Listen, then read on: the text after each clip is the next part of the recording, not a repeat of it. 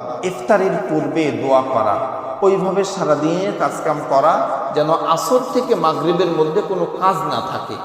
আপনি আসরের নামাজ পড়লেন, কিছু তসবিহ তাহলিল করলেন, ইফতারির আগেই আপনি ইফতার সামনে নিয়ে বসলেন, বসে আল্লাহর কাছে দোয়া করা। ইফতার সামনে নিয়ে দোয়া করলে ওই দোয়া কবুলের সম্ভাবনা অনেক বেশি। কেননা আপনি সামনে খাবার নিয়ে বসে আছেন, কত রকম খাবার, কত রকম ফল, শরবত, কত কিছু নিয়ে বসে আছেন, কিন্তু খাচ্ছেন না।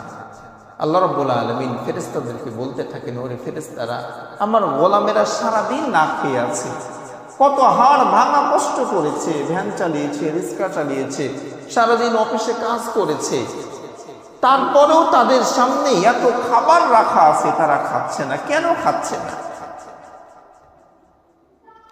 ফেরেশতারা বলে, আল্লাহ তোমার অর্ডারের অপেক্ষায় আছে।